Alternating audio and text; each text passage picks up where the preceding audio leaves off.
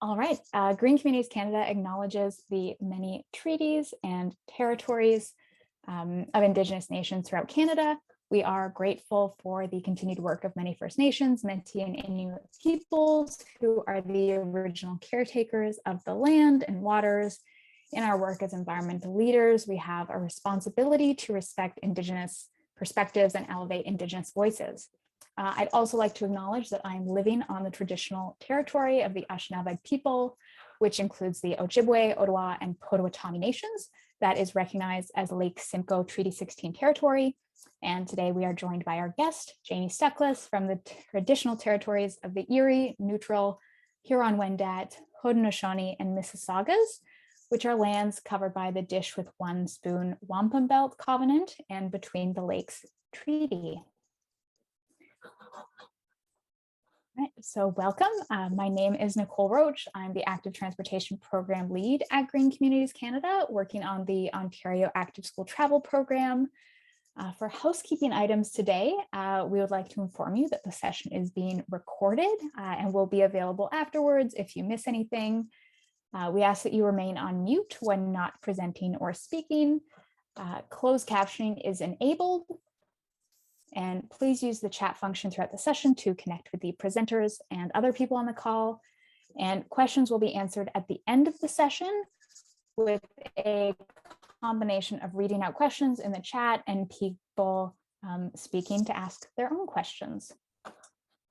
So to just give a little information about Green Communities Canada, we're a national nonprofit association of 20 community-based environmental organizations working together for a vibrant, equitable, and sustainable future.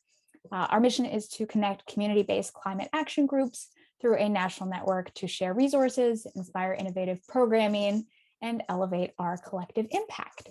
Our main program areas are active school travel, home energy solutions, living cities, and deep haze paradise. And our active school travel programming is led primarily through the Ontario Active School Travel Program. We've been the lead organization promoting active school travel in Ontario since 1996. And we do this through on-the-ground programming, training, resources, events, research, and advocacy. And our primary goal is to make walking, cycling, and other forms of active and sustainable transportation the norm for school trips. So to help us reach that goal, the Ontario government has provided Green Communities Canada with $5 million between 2017 and 2022 to take active school travel to the next level across the province. So this is allowing us to provide support for walk and wheel to school initiatives in more than 60 communities across the province. So without further delay, I'm very pleased to introduce our speaker today, Jamie Southless. Jamie is a transportation consultant and policy advocate who has over a decade of experience working in the active transportation sector. And during this time, she has collaborated on campaigns to fund hundreds of kilometers of cycling infrastructure, increase walking and cycling to school, and engage thousands of community members in policy discussions. Jamie launched her independent consulting practice in 2020, where she supports organizations, municipalities, and companies in their efforts to co-create sustainable, inclusive, and healthy communities. And prior to this, she worked for the Share the Road Cycling Coalition, Enviro Centre, and Green Communities Canada. Jamie also holds a master's in geography from McMaster University and is an alumnus of the Maytree Policy School. So then I will stop sharing screen and I will hand it over to Jamie.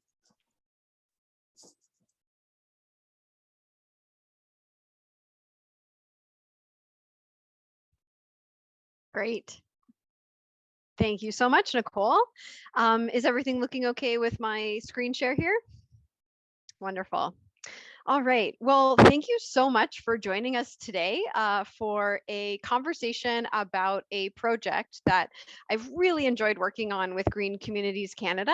And it has been focused on what we can do to build a more collaborative approach to walking and wheeling skills training programs that are delivered in schools. And before we get started, we did have a quick poll for participants on the Zoom to complete. So maybe Nicole, would you be able to pull up that poll for us? Great. All right. So the question we want to know is, are you currently living in a community where there is a program that teaches walking and or cycling skills in your community? So we've got a few options here. Yes, no, perhaps you're unsure if there's a program. And then we also have a response option if there used to be a program to teach walking and cycling skills in schools, but it's not currently running. Great, and I see we're getting a good level of response very quickly. So thank you for being prompt on those poll responses. Would you say we'll leave it open for 10 more seconds? Yeah, we have close to 90% reporting, so Amazing. that's pretty good. All right, I will end that. Thank you, everyone. Okay, and are you able to, here, I think actually people can just see it on my screen here. Are you able to see the results of the poll? No, I did click share. Can anyone see the results? We can see it. Okay, Oh, people are saying they can see it. thank So you. Okay. we've got Great. 34% are living in a community with current programming, 24% with nothing right now, 30% are unsure, and 12% in a community that used to have a program but no longer does. So an interesting kind of third split there almost. So that's good to have in mind, and hopefully the information that we share is relevant both to people with programming and without, but the specific focus has been on supporting communities that don't currently have programs. So in terms of the presentation, in terms of the presentation today, I wanted to, we'll share kind of the project objective and approach. I'll talk about some of the research highlights and the case studies that we put together, and share the lessons learned that have come out of the project. I'm also going to take you all on a virtual tour of our new online resource hub so you can see what that's all about. And I'll wrap up the presentation by sharing some of the collective calls to action and next steps that have come out of this project. And if any of you on the call did happen to be at the Ontario Bike Summit and heard this presentation, you may find that the first couple of slides are the same information, but don't worry, the tour of the resource hub is completely new because that has been launched since then. So there is still some new information in here for you if the initial slides may seem a little bit familiar. All right, and so the project that we're going to be talking about today has been pursued jointly by Green Communities Canada and my practice, Southless Consulting Inc., with funding from the Government of Ontario as part of the Ontario Active School Travel Fund. And if you're interested in learning more about Ontario Active School Travel, you can visit their website at ontarioactiveschooltravel.ca. In terms of the project objective, we really wanted to find ways to enable more efficient collaboration across communities on the delivery of school-based walking and wheeling skills training programs. What we've been seeing, particularly in Ontario, is that there's been a lot of organizations and communities that have been able to secure grants or funding to develop a local program to teach students how to walk safely and cycle safely in schools. And this has led to the development of some really incredible and impactful programs here in Ontario. But as you can imagine, that's also led to a lot of duplication of resources and duplication of efforts as each community and organization works to develop their own program model, their own curriculum, and their own instructor training process.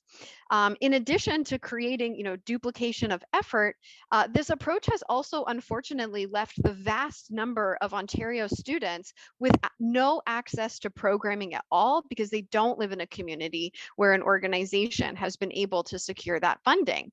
And, we worked with, organizations and did a very, I think, ambitious calculation of how many students were being trained each year in walking and wheeling skills.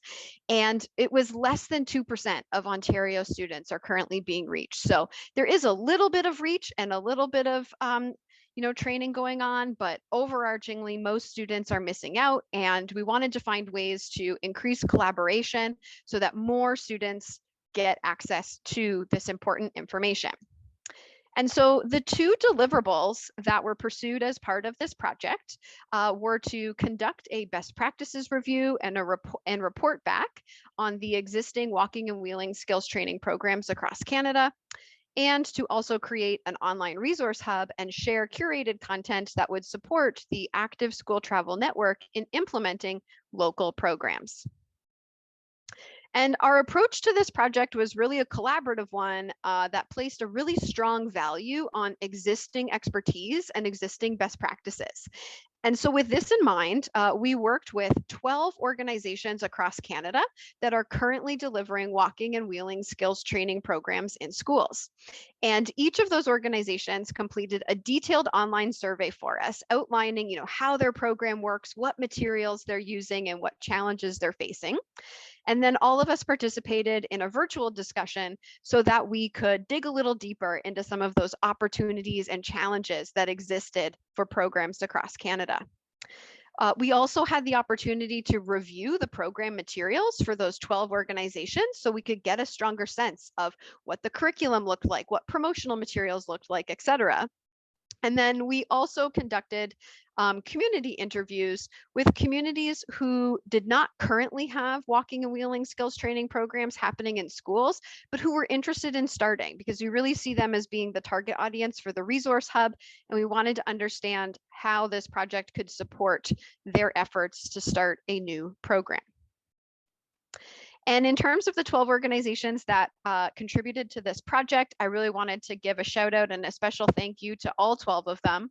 So I've got a map on my screen here, but if you're not able to see my screen, in Ontario, we had contributions from Eco Superior Thunder Bay, New Hope Community Bikes, the Ottawa Safety Council, Peterborough Greenup, CultureLink Settlement and Community Services, Niagara Student Transportation Services, Cycling into the Future, and the Student Transportation Services of Waterloo Region.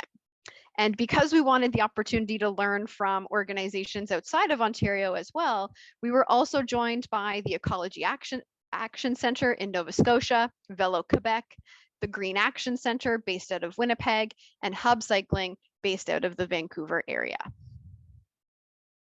And in terms of what we learned from all of these conversations and the survey, we wanted to share a few of the research highlights with you. So of the 12 organizations that we talked with, it was really clear that there was an emphasis on delivering cycling skills training. 6 of the programs were specifically and only about cycling skills, so that's half.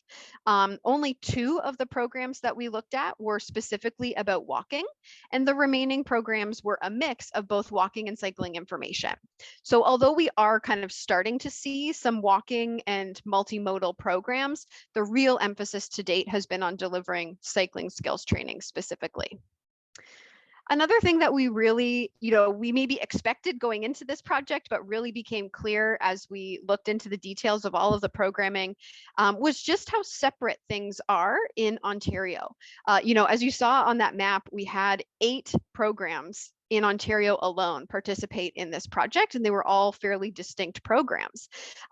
Whereas in other provinces, there are efforts like with Velo Quebec and their Cycliste Averti program to have one program that is delivered by partners across the province, so that it's kind of coordinated into one program. Similarly, there's an approach, in Nova Scotia with the Making Tracks program, where that's delivered in multiple communities. And similarly in BC, their Everyone Rides initiative, they have local partnerships to spread that program as well. So just learning about the opportunities that exist for maybe some more collaboration here in Ontario based on what our partners in other provinces are doing. On that note, there was a really clear desire for collaboration and sharing of resources amongst the participating organizations, which is great. They really want to learn from each other, but have also contributed to this project and the Resource Hub to share their hard work and resources with others, yourselves on this call. So the spirit of collaboration is hopefully something that we can leverage to increase access to programs. I mentioned that we got to do a review of all of the kind of curriculum and program materials. What we noticed was even though every program had developed their own curriculum, they were largely based on the same set of resources. And therefore, there was a lot of similarities across curriculum. So there's an opportunity for collaboration there as well, because a lot of us are using the same resources to develop individual curriculum that then end up being quite similar. Another commonality that really shone through in our conversations was that there's really been a limited amount of program evaluation. So it's very hard to quantify the impact of these skills training programs.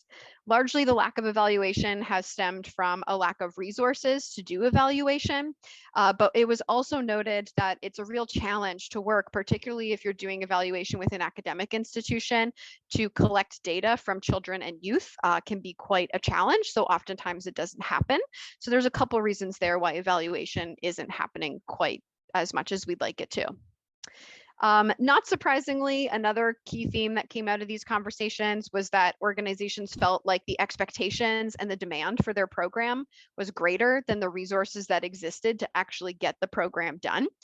And on that note, there were some real universal vulnerabilities that were highlighted by the organizations, and that included a lack of sustainable and multi-year funding, some challenges reaching out to schools and getting courses booked, and then some challenges related to instructor recruitment, training, and retention to actually deliver the programs.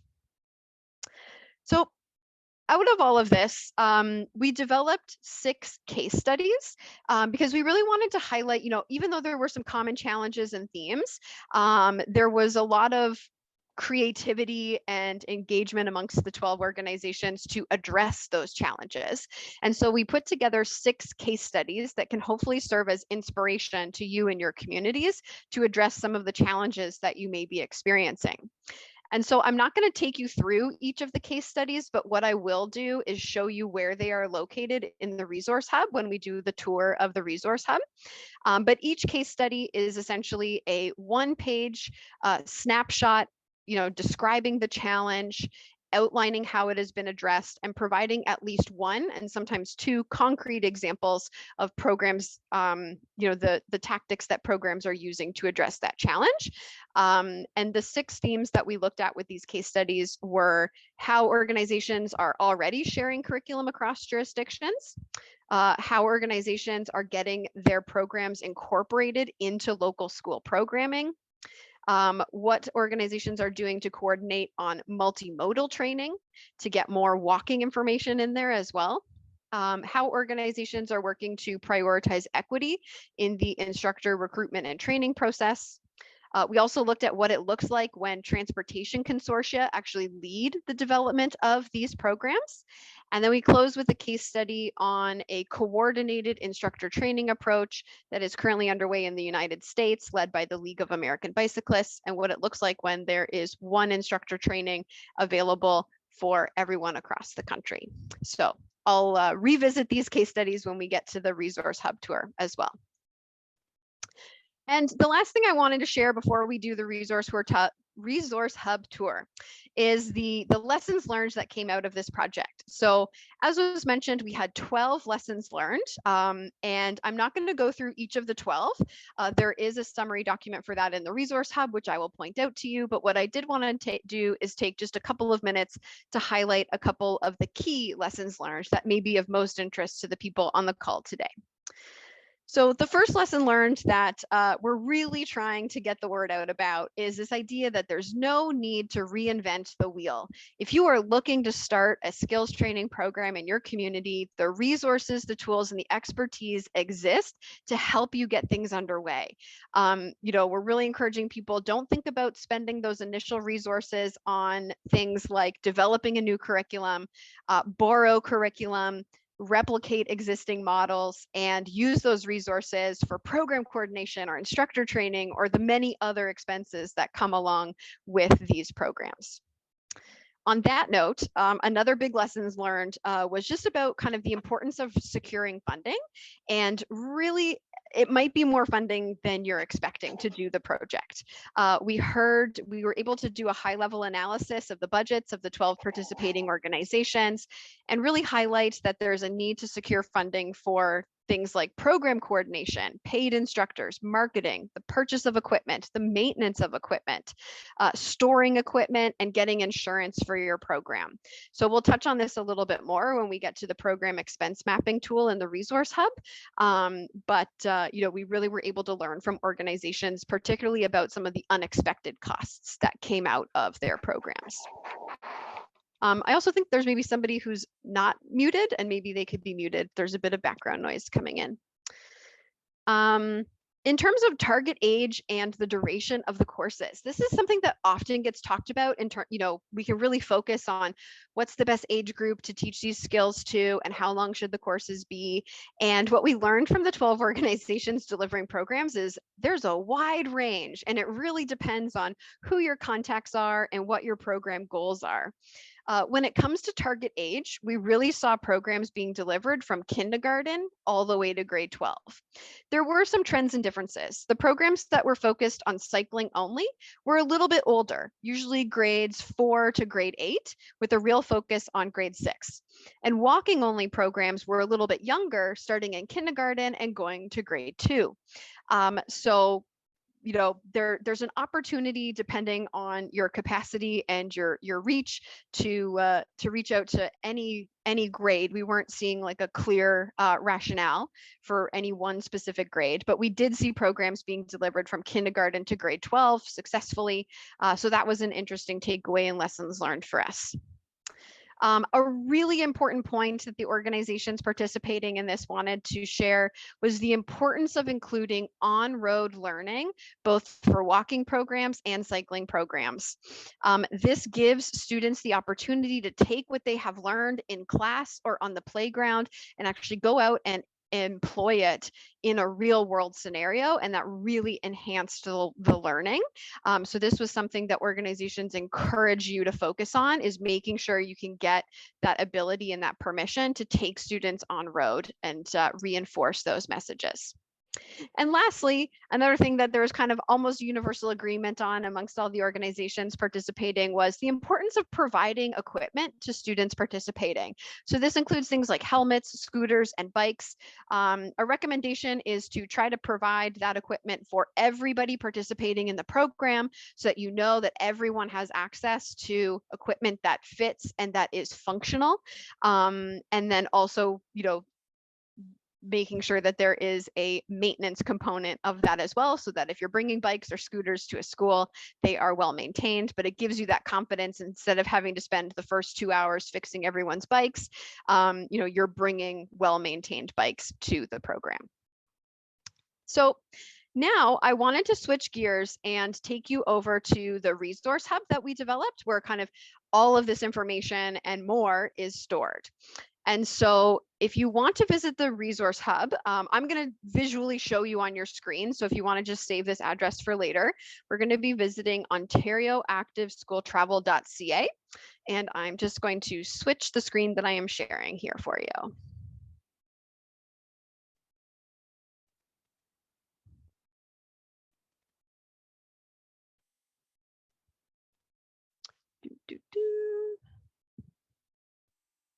There we go. All right. Is everyone able to see the Active School Travel website? Seeing some nods, fantastic. So if you go to ontarioactiveschooltravel.ca, this is the landing page you'll be brought to.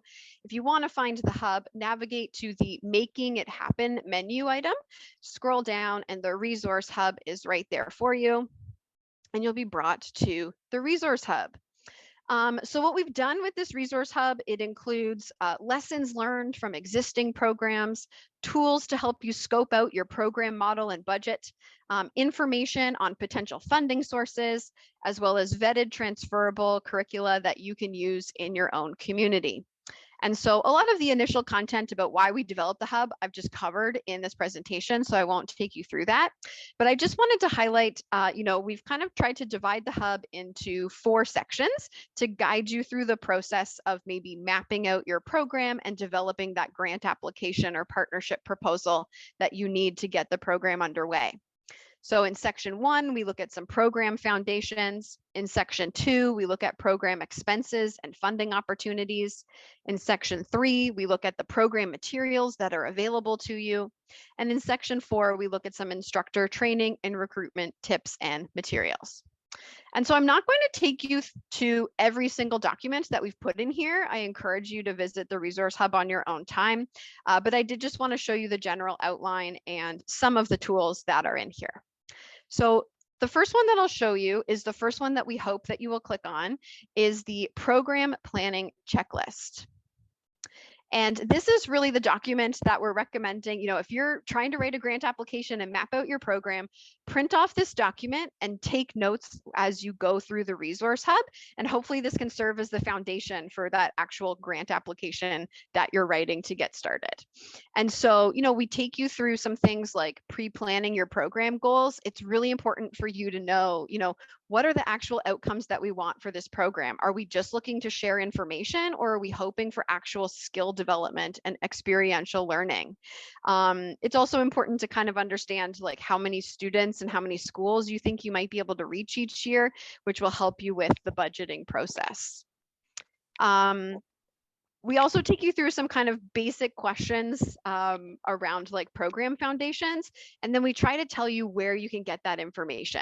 So for example, one of the themes of this is not reinventing the wheel. So one of the first things we want you to do is to check to see, is there a program that maybe I'm not aware of in my community or nearby already that I could be working with instead of starting my own thing? So we've got a resource for you in the resource hub. It's an existing list of programs in Ontario. You can click on that and identify, yes, we do need to start our own program, or hey, maybe there's a neighboring one that we can just replicate and bring to our community.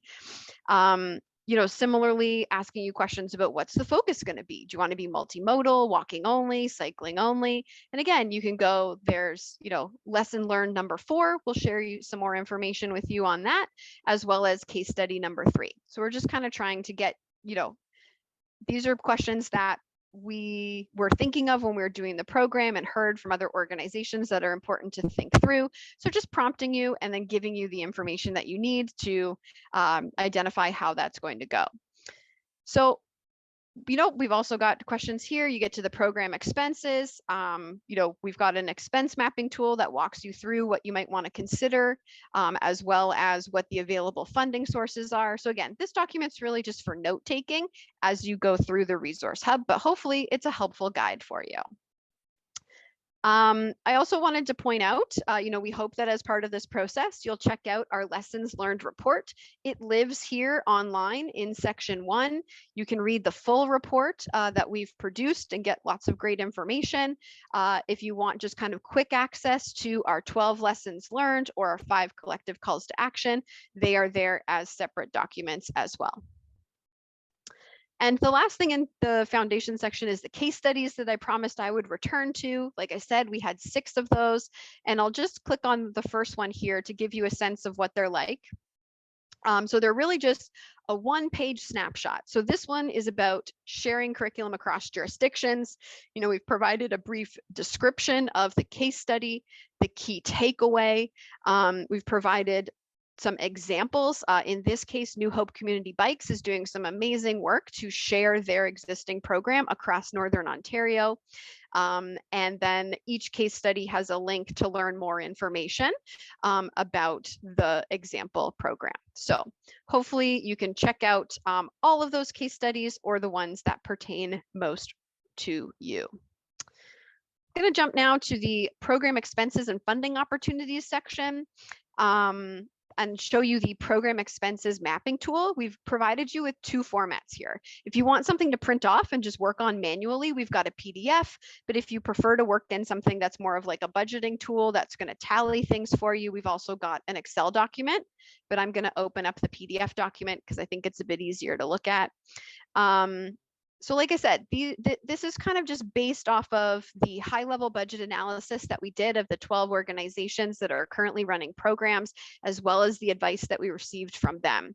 We understand that it's totally going to depend on the existing capacity of your community and your organization, what your actual program expenses are. But we've tried to give you some kind of ranges and ballparks and suggestions of what to consider. So for project coordination, for example, almost all of the organizations we surveyed had at least one full-time equivalent coordinator working on the program.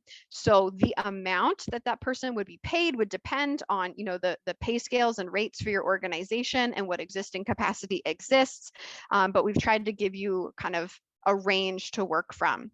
Similarly with instructor training and instructor fees, we've shared what other programs have told us about how much it costs them to train instructors. For example, through CanBike, that's usually a $2,000 to $6,000 process, depending on where you're located and how much travel time is required. And for instructor fees, the vast majority of organizations are paying their instructors at least $20 an hour or more, depending on the living wage in their area.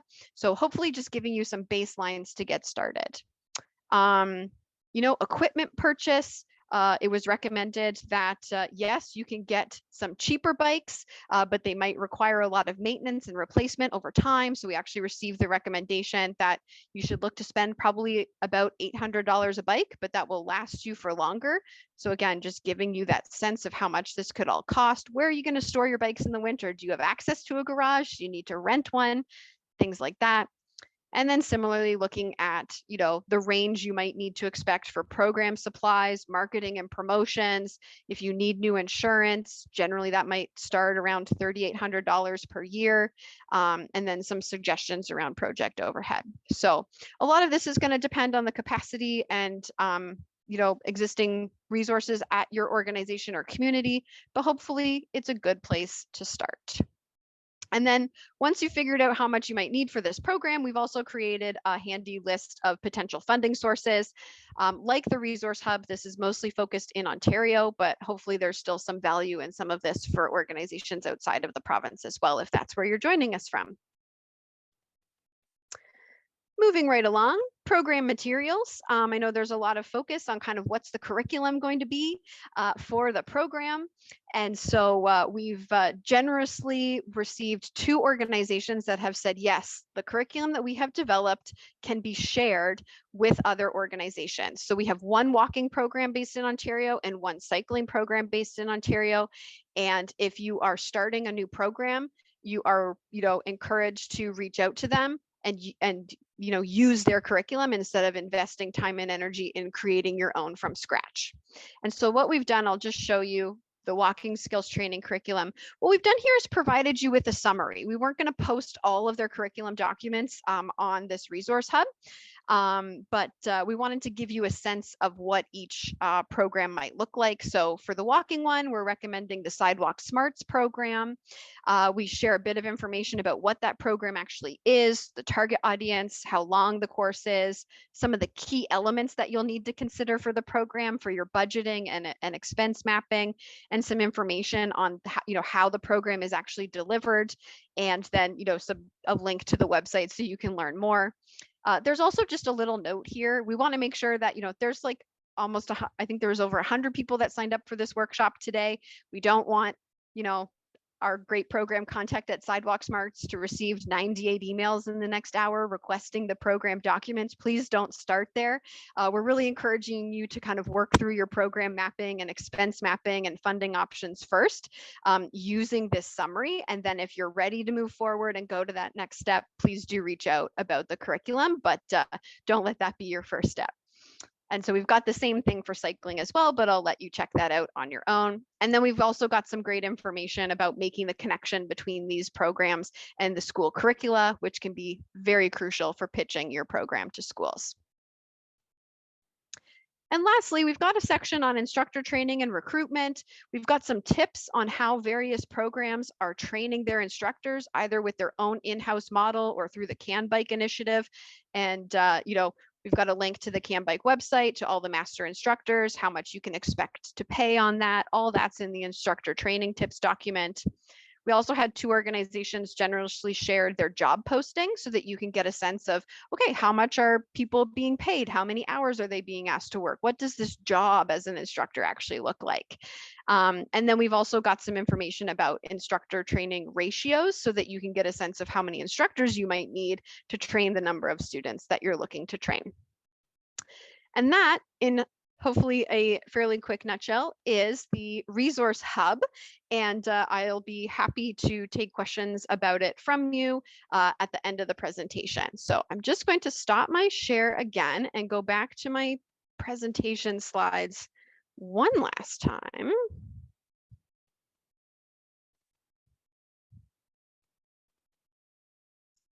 For the last slide, before we wrap up, I just wanted to share, not only did this project produce a lot of lessons learned, it also produced a lot of collective calls to action of, challenges that everyone across Canada seemed to be experiencing that we have the opportunity to work together to address.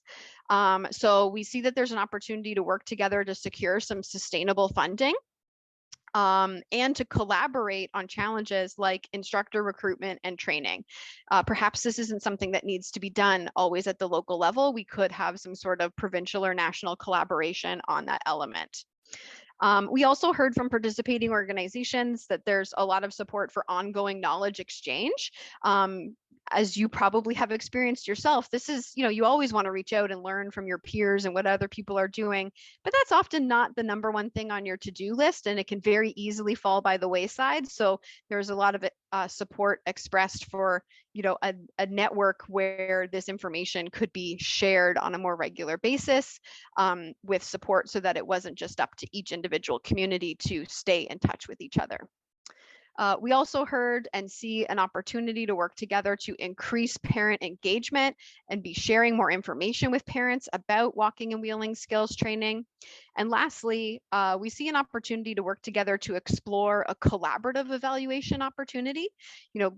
Organizations are often struggling to find the resources locally to evaluate their programs, but it's very important that we be able to understand the impact and what's working and what's not. So how can we work together to collectively evaluate the programs that we are delivering? And with that, I just wanted to say thank you very much again for joining us. We're going to have, I think, probably 20 minutes for questions. If people want to do that, I'll turn it back over to Nicole. Yeah, if you wanted to reach out with questions, I'm at jamie@jamiestuckless.ca. And my website is jamiestuckless.ca. And I believe the team, Nicole and Kate, would also be great people to reach out to, because I'm actually only in the office for another week and a half before I take maternity leave. So you can still reach out. We've got a great team at Stuckless Consulting Inc. continuing to move things forward. But if you have questions specifically about the Resource Hub or this project, Nicole and Kate will also be great resources. So thanks again.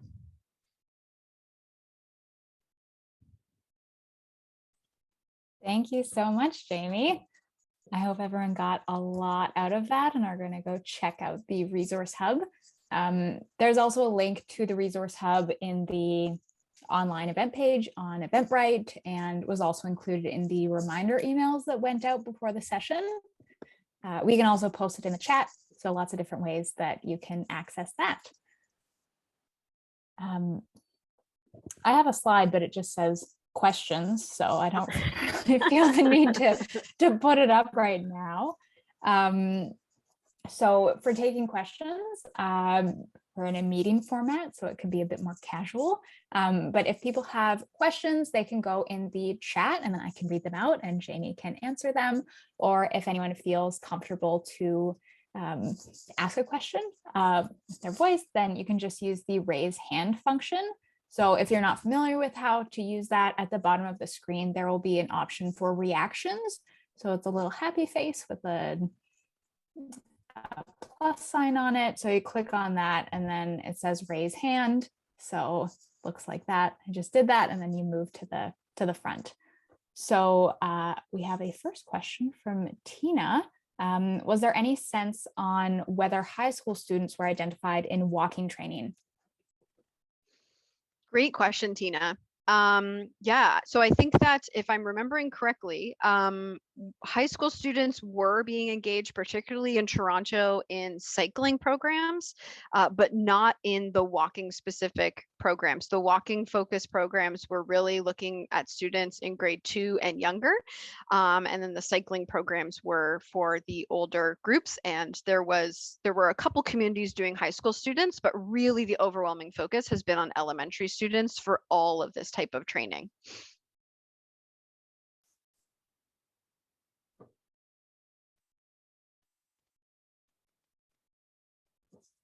Great. There's an anecdote shared by Lynn in the chat that might have been a mistake, but there was interesting insight about what they do in Germany, which is really interesting, and definitely other countries are leading at the federal level to have a standardized approach across the country.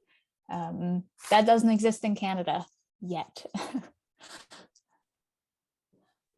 I think Lynn is manually raising their hand in the video too.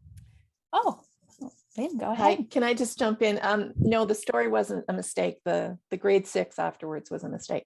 Anyways, it worked really well for my kids. They felt very independent, and parents felt very confident in their kids getting around on the roads and pathways. So that was very effective. I did just want to touch on one of the last points that was made in the presentation by Jamie, and that is the opportunity to engage parents. And I work for Active for Life. We're all about reaching parents to engage, educate, and activate them. So we've created a little bit of a toolkit with tons of articles that any of you can use in your programs, in your projects, to reach out to parents to help them understand the value, how to basically just to normalize active travel. And we hope you'll go there and use our resources. We encourage you to do that for free. So I'll put the link in the chat. Thanks so much. Great. Thanks for highlighting that, Lynn. And I know Nicole and Kate, there's like also kind of a separate parent engagement research strategy underway as part of the Ontario Active School Travel Program more broadly as well, that maybe that resource is applicable to and that people on the webinar should look out for. Mm-hmm. Yes. Thanks for mentioning that, Jamie. We have a few more questions. Great. We have, does the wheeling training include other modes such as e-scooters? Yeah. Okay. So that's a great question. Thanks for asking it. We did want to look, when we looked at kind of like the multimodal training, most programs were cycling or walking. I know that the Making Tracks program in Nova Scotia at one point did include scooters. Important to note, these are not e-scooters. They are scooters without an electric assist. It was several years ago that they had the scooters included in the training, and due to a number of factors, the scooter component was removed. But I think there's always interest in potentially adding it back in. The e-scooters thing in particular would depend on the age group being addressed. I know a lot of municipalities that have the e-scooter pilot have a minimum age, usually somewhere 16, 14, 18. It really does depend and vary by jurisdiction. So obviously doing an e-scooter training for students younger than that wouldn't make sense.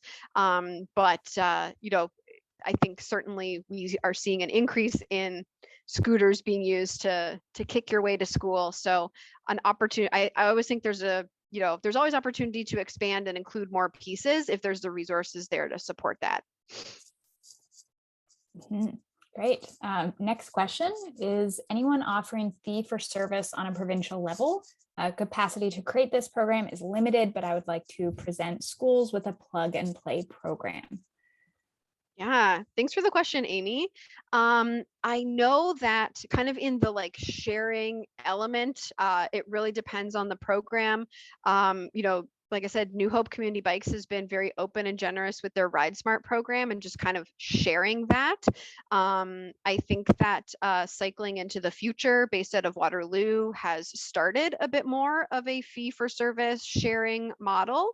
And so there's some opportunity there. But there isn't any one thing provincially that we're saying, like, here's the plug and play program. I think we're looking to be able to make that recommendation, but it wasn't, because there's been so little evaluation. It's hard to say this program is the most effective over this one, because we haven't been able to evaluate what's working and what's not. But like I said, if you look through the resource hub, we've got some suggestions on like who you can reach out to borrow programs and program models. And those are just 2 examples in terms of New Hope Community Bikes and Cycling into the Future that have been doing some work to expand beyond their specific jurisdictional scope. Great. Next question is, to what extent is Learn to Ride done as part of school rodeos for students who can't balance as of yet? Sure. Thanks for the question, David. So I think one of the kind of recommendations coming out of this that I didn't touch on, but many organizations included, was making sure that your program does have a space for students who have not ridden a bike before, and so that they can be included. I don't think it doesn't need to be like separated out into like a bike rodeo or something separate. Like, you can do it. I know New Hope does it as part of their Ride Smart program, and they just always have a plan for that every school that they go into, and have the instructor capacity to work specifically with students who haven't ridden a bike yet. So I think the most important takeaway from that is to incorporate that into whatever program you're running, and New Hope has been a very successful example of that. Great. Jamie, after all of this research, what surprised you the most about what you found?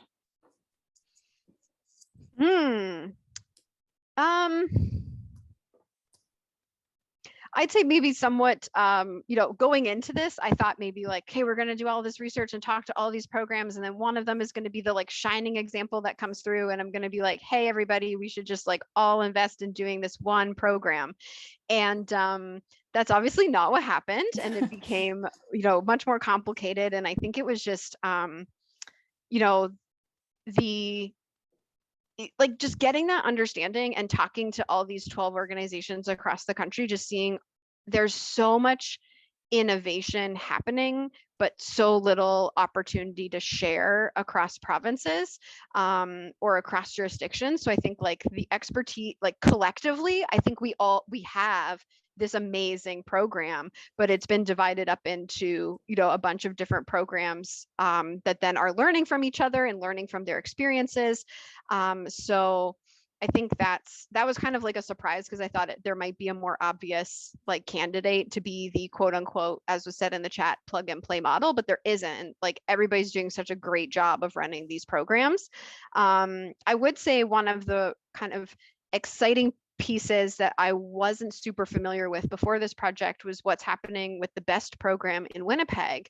I know in Ontario, there's been a big kind of continual conversation about we need to get this, incorporated into the provincial school curriculum. But in Winnipeg, they worked with the local school board and got it incorporated into the local school board instead of going straight to the province. That's obviously can be a lot more work. I know many of us live in jurisdictions where there's 4 school boards, 2 Catholic and 2 public. So that is a lot of work. So it's not to say that, hey, here's the easy road. But it was just interesting to learn that, oh, wow, you went to the local level and the school board level, and that seemed to have worked. And I believe Hub in Vancouver was also recently successful with that approach, where the school board is now incorporating their program. It's going to reach 30 schools. So just kind of that like reshift of like, right, like education is provincial. And ultimately, I think we do want to try to have the approach that has the biggest potential for impact. So, going provincial or having a national program. But it was just very encouraging to hear from groups that had made that local effort and gotten into the school board, and that's making a huge impact. And I wasn't familiar with that before doing this project. And that's one of the case studies if people want to read about what's happening with BEST in Winnipeg. Well, Jamie Hilland just shared another update on the BEST program. So BEST is now expanded to 2 other school divisions with over 100 schools. So that is very impressive. Thank you for sharing. We also had some insights shared by Kelsey. So this is Eco Superior, I believe. We've just started exploring to have push bikes for our Learn to Ride program. We asked teachers ahead of time to know if any students focus on grade 4s. If they do not know how to ride when doing it at the same time as the bike program, it does require their own instructors. And Learn to Ride is often a course they get approached for as a fee for service, not through schools, but through families.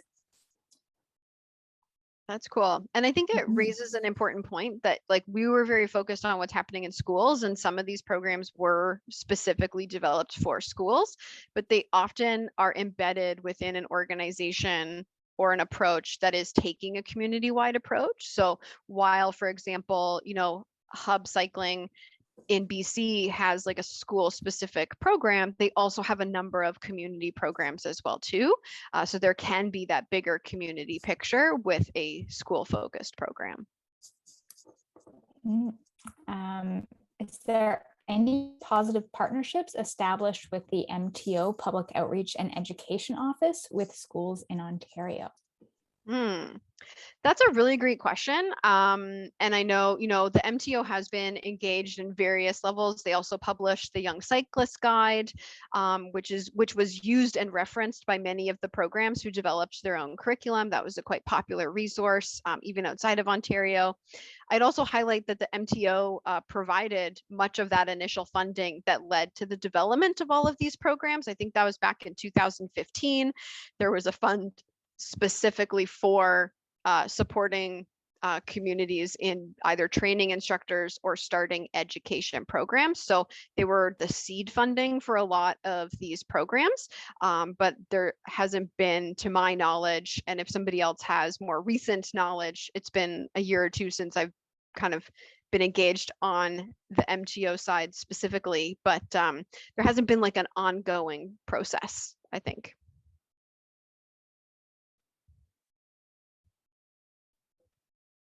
Okay, great. I'll just give a bit more time in case anyone is typing, or if anyone just wants to chat about what's going on in their community or how they think they could use the resource hub. We're open to chatting. Okay, we have another message. Oh, great! It's from the MTO Public Outreach and Education Office. Perfect. Sorry, go ahead. You can read that from the chat. Okay. Yes, they do work with some communities like New Hope Bikes. And if we have questions, we can reach out to Lisa Thompson. So Lisa, thank you so much for including your contact information. That's fantastic. Got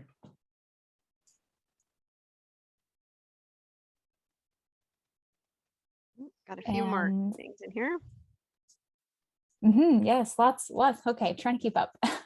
With more community schools closing and more students being bused or driven to schools out of the communities they live in, how do you advocate for a program like this? We are lucky to have a community school, but about half the population gets driven to school and no buses for our school. Yeah, thanks for that question, Kim. And that is a really important issue that's definitely happening in a lot of communities across Ontario. I think the emphasis is, obviously as part of the active school travel program, we want to be increasing active school travel to and from school. But I think there is a broader value of learning the safe cycling and walking skills, not just for those who walk and cycle to school, but for those who are bused, but maybe would walk or cycle in their own neighborhood when they are at home from school or with their families on the weekend, or even as they get older, maybe they're able to go to a high school or a middle school where they can walk and bike. So I think to me, my first reaction to that would be well, it doesn't have to just be about the trip to and from school. There's that broader value of creating, of helping to educate people with general road safety principles that, you know, even if you never hop on a bike again, it can help you be a safer driver. You know, just understanding the rules of the road from the perspective of people walking and cycling. So I think it still has tremendous value, even in communities where the majority of students are bused, because that is not their only way of getting around in their life or in their neighborhood. Great. Are there any insights to share on the participation of school teachers in providing training? Sure. Yeah, great question. And this kind of varied by program and by province. And I don't think there was a clear recommendation coming out of it. I know that this is something that Velo Quebec has really emphasized. They actually have like a 3-track program where the kind of baseline road safety information that's delivered in class is delivered by the classroom teacher. They participate in like a train the trainer program, and they are the ones who deliver the road safety information in class. Then the gym teacher actually does the initial on bike stuff on the school property. And then when they go on the on-road ride and do the end of program evaluation, that's the part that's actually done by a specific instructor that has been trained in the Cycliste FLT program. So just an opportunity to kind of spread that out a little bit. I will note that when we had our virtual conversation, there were several other organizations who noted that they had worked to some degree with teachers as the delivery agents for this program and had struggled to the degree that they stopped doing it and kept working with their own instructors that they were training and paying. You know, there can be some barriers. Teachers are very busy. It's hard to get them on board with doing this and finding time within the curriculum. And there may not be the comfort level there as there is with kind of having a trained person come into the class. So there wasn't an outright like recommendation about do this or not, but I think what's happening in Quebec is a really interesting model that has had some real success and is worth looking at if there can be some broader support and just ensuring, you know, that there is the opportunity to train those teachers as well too, and not just kind of hand off a toolkit to them. Can you comment on the role of CanBike for this program? Sure. Yeah. And I think, you know, the role of CanBike really depends on where you are. I think just the number of programs that have been developed, you know, these are 12 programs that have been developed to address a school-based need that was not being met by CanBike in the perspective of, you know, the people who started these programs. Interestingly, in Ontario, a lot of programs are still reliant on CanBike to train their instructors. But this was not the case outside of Ontario, where many organizations had started their own in-house training program to kind of directly address the curriculum that they had developed. So I think that it really depends on where you are. Some communities are working with CanBike instructors, some are training their own instructors. But I think it was just, you know, people trying to come together and address this very specific age and school need that maybe wasn't being met with the instructor training process with CanBike, and the kind of duration of CanBike was sometimes a challenge to get into schools. So yeah, the role kind of really depends. And like I said, in the instructor tips section, I have included some information about CanBike instructor training, how much that costs, who the master instructors are. But yeah, not every program is using CanBike trained instructors either. Okay, we only have 1 minute left. So we have 2 questions in the chat. I think the others are just anecdotes, so I hope I'm not missing anything. But do you know of any public health units currently supporting communities with programs? That's a really great question. And Nicole and Kate, I'm going to prompt you to correct me if I'm wrong on this from the facilitated conversation that we had. I think there may have been a few areas where there was like public health funding or like support liaising to schools, but none of the programs had public. Oh, wait, nope, I'm wrong. I'll prompt myself. The walking programs both had a heavy engagement with public health, sometimes even as the delivery person was the public health nurse. They were also using crossing guards. But I think if I'm correct, the cycling programs were less reliant on public health because they were like training instructors directly. Obviously, a public health nurse could be trained as an instructor and then deliver it. And there was some funding coming from public health in some instances, but I don't remember a program where public health was the lead. Yeah, that sounds right. And very quickly, we have a question from Laura. Are there any good examples of a program that works with both parents and children together, perhaps at a school? You know what, that's a great question. And I don't want to discount that maybe there are, but we did not come across any because they were all run during the school day. None of the programs had a specific focus on having the parent there that we came across. Okay, thank you. Then that was all of the questions, and there's lots of discussion going on in the chat. So some questions that were posed, other people are providing answers. So please check there if you have any other outstanding questions.